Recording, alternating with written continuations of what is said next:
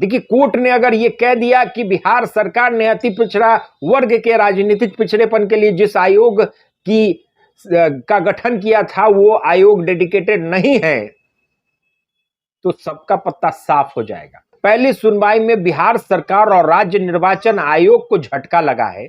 डर तो लग रहा होगा उन लोगों को जिन्होंने करोड़ों लाखों रुपए लगाकर अपने पद के लिए लाखों करोड़ों रुपए लगाए हैं। आपको पता होगा, ये छिपी हुई बात नहीं है कि नगर निकाय चुनाव में करोड़ों करोड़ रुपए लगे हैं। नमस्कार, स्वागत है आपका बिहार लाइव नाउ में। मैं मुकेश चौरसिया।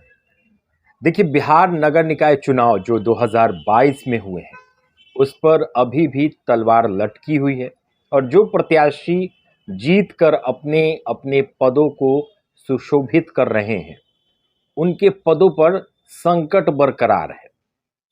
बिहार नगर निकाय चुनाव में दिए गए आरक्षण को लेकर अभी मामला पटना हाई कोर्ट में चल रहा है। पहले मामले को थोड़ा सा समझते हैं। ये मामला अति पिछड़ा वर्ग के आरक्षण को लेकर है। अति पिछड़ा वर्ग के राजनीतिक पिछड़ेपन के लिए एक आयोग का गठन किया गया था, क्योंकि सुप्रीम कोर्ट का ऑर्डर, सुप्रीम कोर्ट का निर्देश था कि अगर आपको अतिरिक्त आरक्षण देना है, ओबीसी में अगर आप अतिरिक्त आरक्षण देना चाहते हैं तो आपको एक निष्पक्ष और पूर्ण रूप से डेडिकेटेड आयोग की स्थापना करनी होगी और वो आयोग अपना डेटाबेस तैयार करेगा और उसकी रिपोर्ट पर आप आरक्षण दे सकते हैं 50% तक। बिहार सरकार ने पहले जो चुनाव की घोषणा की, आप लोगों को याद होगा, जो पहले फेज का चुनाव होना था जो पहला स्थगित किया गया।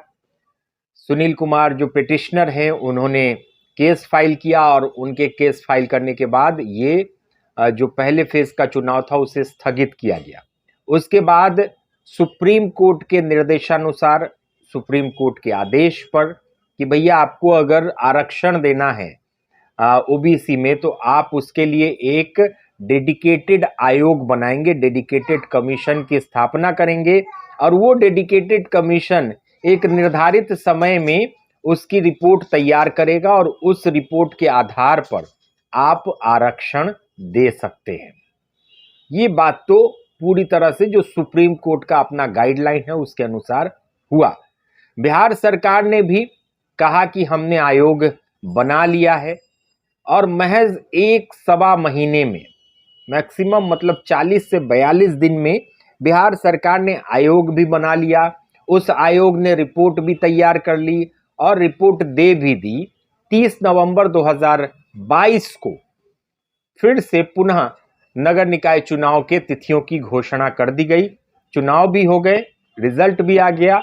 सारे प्रत्याशी अभी अपने अपने पद पर हैं, नगर निगम की राजनीति में सक्रिय हैं, नगर निगम अपना काम कर रहा है। लेकिन मामला जो अभी कोर्ट में है वो क्या है? मामला डेडिकेटेड कमीशन का है। जो पिटिशनर है सुनील कुमार, संजय केजरीवाल और अन्य, उन्होंने ये कहा है कि जो डेडिकेटेड कमीशन जिसे बिहार सरकार कह रही है, जिसके रिपोर्ट पर उन्होंने आरक्षण दिया है, वो डेडिकेटेड कमीशन है ही नहीं। 28 नवंबर 2022 को सुप्रीम कोर्ट ऑफ इंडिया ने भी अपने एक ऑर्डर में बिहार सरकार के बनाए गए कमीशन को डेडिकेटेड मानने से इनकार कर दिया था।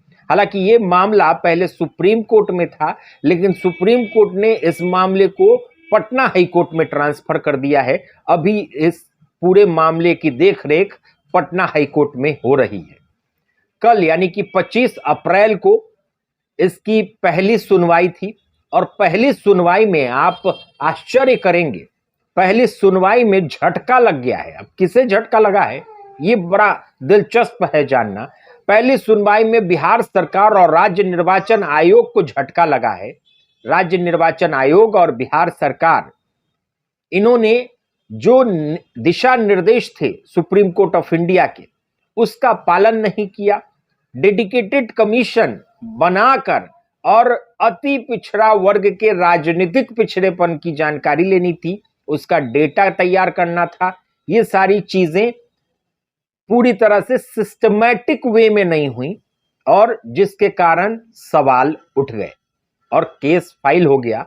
और उसकी कल पहली तारीख थी, कल पहली सुनवाई थी, जिसमें कि राहुल श्याम भंडारी हैं जो कि पिटिशनर के वकील हैं सुप्रीम कोर्ट ऑफ इंडिया के, उन्होंने अपना पक्ष रखा, उन्होंने अपनी बात रखी। वहीं बिहार सरकार की तरफ से अटॉर्नी जनरल प्रशांत कुमार शाही जो कि अटॉर्नी जनरल हैं बिहार के, उन्होंने अपना पक्ष रखा है।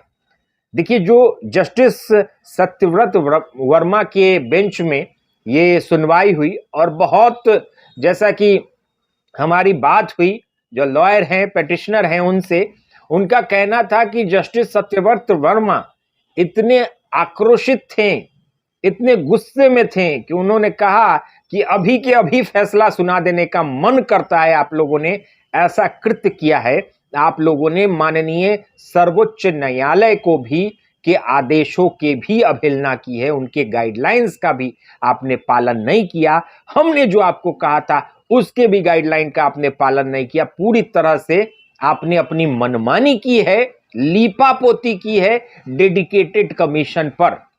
हालांकि जिरह के लिए एक और तारीख की बात उन्होंने कही और 1 मई जो आने वाला, अभी 1 हफ्ते के अंदर 1 मई की तारीख आ जाएगी, उसमें अगली सुनवाई मुकर्रर की है पटना हाईकोर्ट ने, सत्यव्रत वर्मा जस्टिस की बेंच ने। और आपको बता दें कि बड़े तल्ख टिप्पणी थे पटना हाईकोर्ट के बिहार सरकार और राज्य निर्वाचन आयोग के लिए। कहीं से भी अगर इस मामले को, इस पूरे कल के, अगर सुनवाई को, कल की हियरिंग को अगर हम थोड़ा सा विश्लेषित कर लें और उसको देखें अब रुख किधर जा रहा है। जो लोग ये कह रहे थे कि बच जाएंगे, जो लोग ये कह रहे थे कि कुछ नहीं होगा, जो लोग ये कह रहे थे कि सब फालतू की बात है, 5 साल लग जाएगा, लेकिन 4 महीने के अंदर इनको जजमेंट सुनाना है। 2 महीने बीत चुके हैं, अप्रैल का महीना खत्म हो रहा है, मई और जून ही बाकी है और जून तक ये फैसला आ जाएगा। पटना हाईकोर्ट को जून तक ये फैसला दे देना इस मामले में सुप्रीम कोर्ट का आदेश है। तो कहीं भी पटना हाईकोर्ट अब डिले नहीं करेगी, जल्दी जल्दी। देखिए 25 तारीख को, 25 अप्रैल को हियरिंग थी और फिर 1 मई को, मतलब ये डिफरेंसेस आप देख लें, मात्र 5 से 6 दिन में दूसरी तारीख मिल गई, मतलब जल्दी जल्दी इसमें हियरिंग भी हो रही है। लेकिन कल का जो वर्जन था पटना हाईकोर्ट का, वो काफी डराने वाला था उन लोगों के लिए जो अभी नगर निगम की सत्ता भोग कर रहे हैं, मेयर है, डिप्टी मेयर है और वार्ड पार्षद है। पूरे बिहार पर इसका असर पड़ेगा, पूरे बिहार की नगर निगम की राजनीति पर इसका असर पड़ेगा अगर कोर्ट ने यह कह दिया। देखिए, कोर्ट ने अगर यह कह दिया कि बिहार सरकार ने अति पिछड़ा वर्ग के राजनीतिक पिछड़ेपन के लिए जिस आयोग का गठन किया था वो आयोग डेडिकेटेड नहीं है, तो सबका पत्ता साफ हो जाएगा। हालांकि कोर्ट ये कभी नहीं कहेगी, कोर्ट कभी भी चुनाव रद्द नहीं करवाएगी। कोर्ट को बस ये फैसला देना है कि ये डेडिकेटेड कमीशन है या नहीं है।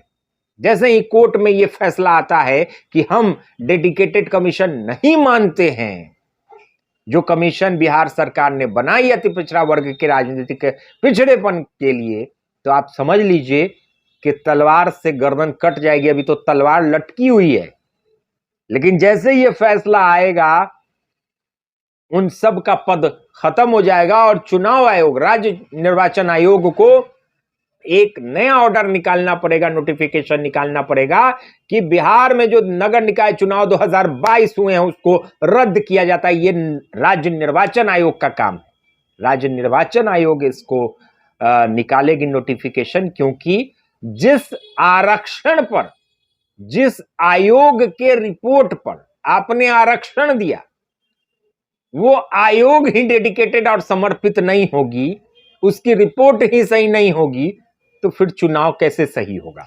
चुनाव पूरी तरह से अवैध करार कर दिया जाएगा और उसे रद्द कर दिया जाएगा। जितने भी अभी पोस्ट पर हैं लोग वो खत्म हो सकते हैं। तो ये अगली सुनवाई जो होनी है बहुत ही क्रिटिकल है, बहुत ही पशुपेश की स्थिति में है सारे लोग, डर तो लग रहा है। देखिए, बिहार सरकार ने जो जल्दबाजी में फैसला लिया, बिहार सरकार ने जो लीपापोती का काम किया, अपनी इज्जत, वोट बैंक, इन सबको बचाने और बनाने के लिए इन्होंने जो कार्य किया है, उसका खमियाजा हो सकता है कि वो लोग भुगते जो अभी जीत के पदों पर बैठे हुए हैं। सबसे बड़ी बात है कि बिहार सरकार ने जिस आयोग का गठन किया, डेडिकेटेड कमीशन, मामला क्या है? मामला ना ही चुनाव पर है, ना ही उसके रिजल्ट पर है, ना ही उसकी तिथियों पर है। मामला क्या है? मामला जो केस किया गया है, जो मामला दर्ज किया गया है, उसमें यह कहा गया है कि बिहार सरकार ने अति पिछड़ा वर्ग को जो आरक्षण दिया है और उस आरक्षण के लिए जो ट्रिपल टेस्ट किया है और उस ट्रिपल टेस्ट के लिए जो आयोग बनाया है, वो आयोग ही गलत है, समर्पित नहीं है। मतलब देखिए, जो गाइडलाइन है सुप्रीम कोर्ट का, उसमें यह कहना था सुप्रीम कोर्ट का कि अगर आपको आरक्षण देना है, नए सिरे से अगर आप आरक्षण देना चाहते हैं, तो आप पहले एक स्वतंत्र कमेटी बना लीजिए। स्वतंत्र कमेटी बनाकर और उसमें निष्पक्ष लोगों को, अध्यक्ष, सदस्य, ये सारे निष्पक्ष लोगों को रखिए। वो आयोग क्या करेगी कि अपना डेटा तैयार करेगी, सर्वे करेगी और उस आधार पर उस जाति के पिछड़ेपन को दिखाएगी। जो डेटा मिलेगा उस आधार पर आप आरक्षण दे सकते हैं। अब देखिए, इतनी लंबी प्रक्रिया में वक्त लगेगा। उत्तर प्रदेश में भी ऐसा ही मामला अभी फिलहाल कुछ दिन पहले आया था, आप लोगों को याद होगा। इसके पहले महाराष्ट्र में, राजस्थान में, मध्य प्रदेश, गुजरात, इन सब जगहों पर ऐसे मामले आ चुके, जिसमें बिहार सरकार, मतलब जो राज्य सरकार होती है वहां की, उन्हें ट्रिपल टेस्ट करना पड़ता है एक निष्पक्ष आयोग बनाकर। जैसे उत्तर प्रदेश में अभी नगर निकाय चुनाव होने थे, उस पर भी रोक लगी। फिर उत्तर प्रदेश गवर्नमेंट ने कहा कि ठीक है, हम एक इंडिपेंडेंट डेडिकेटेड आयोग की स्थापना कर देते हैं। अब डेडिकेटेड क्या होगा? डेडिकेटेड का मतलब आपने वो काम करना है, तो अभी ही उस आयोग को, उस कमेटी को बनाएंगे, उसके अध्यक्ष चुनेंगे, उसके सदस्य चुनेंगे। अब वो आयोग न्यूट्रल काम कैसे करे? वो आयोग निष्पक्ष काम कैसे करे? इसके लिए आपको आयोग में न्यूट्रल प्रेसिडेंट, न्यूट्रल मेंबर्स बनाने होंगे। अब न्यूट्रल कौन होगा भाई? जो रिटायर्ड चीफ जस्टिस हैं, रिटायर्ड कोई ईमानदार सरकारी अधिकारी है, उनको आप आईएएस ऑफिसर है, उन लोगों को आप रख सकते हैं। बिहार सरकार ने वैसा कुछ नहीं किया। उत्तर प्रदेश और महाराष्ट्र ने अपने रिटायर्ड जस्टिस को प्रेसिडेंट बनाया और रिटायर्ड आईएएस ऑफिसर्स को उसका सदस्य बनाया। बिहार सरकार ने ऐसा कुछ नहीं किया। बिहार सरकार ने अपने पार्टी के एक कार्यकर्ता, मतलब एक पॉलिटिकल पर्सन को उसका अध्यक्ष बना दिया। यह भी एक बहुत बड़ा पॉइंट है जिसमें बिहार सरकार पूरी तरह से घिरी हुई है। दूसरी बात कि इतना लंबा प्रोसेस है, इसमें कम से कम 3 महीने लगेंगे। बिहार सरकार ने उस सारी चीज को 1 महीने के अंदर, मतलब घोल मोल करके और रिपोर्ट तैयार कर दिया। तो कहीं ना कहीं आप ये देखिए कि हर तरफ से बिहार सरकार निगेटिव है, बिहार सरकार घिर रही है। अब एक मामला और समझिए, जो पहले फेज का, जिन्होंने नॉमिनेशन किया होगा पहली बार, जो 2022 में जो फर्स्ट नोटिफिकेशन निकला था, उसमें आप लोगों को याद होगा कि नोटिफिकेशन में किसी भी प्रकार के, मतलब नए जातीय समीकरण के लिए या आरक्षण के लिए कोई नोटिफिकेशन में इसकी चर्चा नहीं थी, क्योंकि उस समय ट्रिपल टेस्ट नहीं हुआ था। उस समय नए तरीके का आरक्षण अति पिछड़ा वर्ग के लिए नहीं था। ऐसे ही चुनाव का नोटिफिकेशन दे दिया गया। फिर मामला अटकता है, चुनाव स्थगित किया जाता है, उसके बाद कमेटी बनती है, अति पिछड़ा वर्ग के राजनीतिक पिछड़ेपन के लिए कमेटी बनाई जाती है, फिर आरक्षण दिया जाता है उस आधार पर और चुनाव की घोषणा की जाती है। कहीं भी नामांकन पत्र में, उस नोटिफिकेशन में इस बात का जिक्र नहीं किया गया कि हमने कमेटी बनाई और उस कमेटी के आयोग के रिपोर्ट के बाद नए आरक्षण की मतलब सीमा तय की गई है, नए आरक्षण दिए गए हैं और उस आधार पर चुनाव हो रहा है, इसकी कोई चर्चा नहीं की गई है। यह भी एक बहुत बड़ा बिग पॉइंट है बिहार सरकार के, मतलब आप समझ लीजिए कि पिटिशनर हावी हो जाएगा बिहार सरकार। और जो पिटिशनर ने वकील चुना है राहुल श्याम भंडारी, उनके बारे में हम आपको बता दें, सुप्रीम कोर्ट ऑफ इंडिया के वकील हैं और सुप्रीम कोर्ट में इस मामले को वही देख रहे थे। तो जो सुनील कुमार हैं, संजय केजरीवाल और अन्य हैं, उन्होंने उन्हीं को अपॉइंट किया है इस मामले में। और प्रशांत कुमार शाही जो कि अटॉर्नी जनरल है बिहार सरकार के, वो सरकार का पक्ष लेकर इस पूरे मामले को देख रहे हैं। कल अच्छी खड़ी खोटी सुनाई है पटना हाई कोर्ट ने और तल्ख टिप्पणी थी पटना हाई कोर्ट की, लताड़ा है आप कह सकते हैं पटना हाई कोर्ट ने एक तरीके से बिहार सरकार को कि भाई आपने तो कानून की धज्जी उड़ा दी, आपने तो जो गाइडलाइंस है, जो दिशा निर्देश है सर्वोच्च न्यायालय के, उसको आपने नहीं देखा, आपने क्या किया। तो बहुत गुस्से में थे जस्टिस सत्यव्रत वर्मा जी। और हालांकि उन्होंने कहा कि हम आपको भी वक्त देंगे, हम सरकार को भी वक्त देंगे, एक डेट देंगे कि आप भी अपनी बात रख सके। और पिटिशनर को कहा कि जो भी एविडेंस है आपने जो दिया है, जो लिखा है, उसका एविडेंस आप जमा कर दें। तो पिटिशनर ने सारा एविडेंस जमा कर दिया है और अगली तारीख जो दी गई है वो 1 मई की दी गई है। 1 मई में अब ज्यादा वक्त नहीं है। डर तो लग रहा होगा उन लोगों को जिन्होंने करोड़ों लाखों रुपए लगाकर अपने पद के लिए लाखों करोड़ों रुपए लगाए हैं। आपको पता होगा, ये छिपी हुई बात नहीं है कि नगर निकाय चुनाव में करोड़ों करोड़ रुपए लगे हैं और चुनाव किया गया है। चुनाव में खर्च होता है, चाहे वो मुखिया का हो, मेयर का हो, डिप्टी मेयर का, वार्ड पार्षद, एमएलए, एमपी, एमएलसी, सब में खर्च होता है, पैसे खर्च होते हैं। भले ही वो दिखाया नहीं जाता, भले ही वो कागज पर नहीं होता, लेकिन करोड़ों रुपए खर्च हो जाते हैं। वही हाल मुजफ्फरपुर में भी हुआ, वही हाल पटना में भी हुआ, वही हाल सीतामढ़ी, दरभंगा, समस्तीपुर, छपरा, सिवान, सहरसा, पूर्णिया, हर जगह हुआ।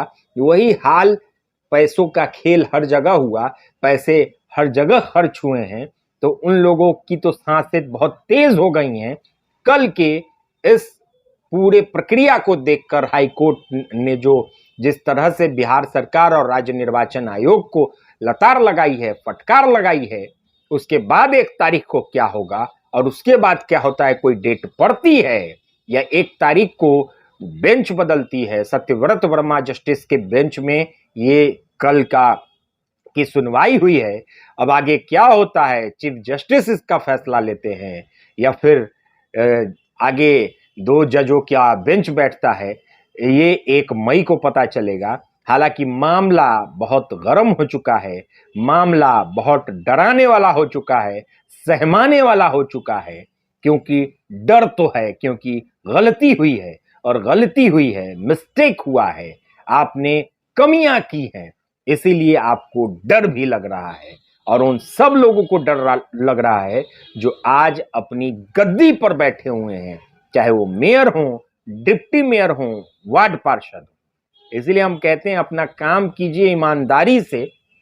देखिए, कोर्ट का फैसला कुछ भी आ सकता है, ये हम फैसला नहीं दे रहे, ना आपको देना है, न पत्रकार को देना है, न जनता को देना है, न उम्मीदवारों को देना है, ना ही जीते हुए मेयर, डिप्टी मेयर, वार्ड पार्षदों को देना है। ये देना किसको है? पटना हाई कोर्ट को। तो पटना हाई कोर्ट कुछ भी फैसला सुना सकती है।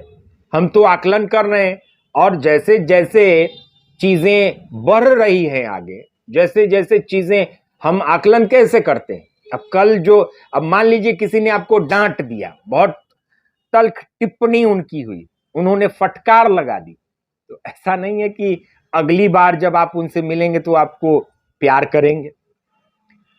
अगली बार प्यार करने का एक्सपेक्टेशन तो आप उनसे रख ही नहीं सकते हैं, क्योंकि पहली बार जब ऐसी हालत है, दूसरी बार फिर क्या होगा? जब सारे एविडेंस इन लोगों ने दे दिए तब क्या होगा? तो कुछ भी हो सकता है।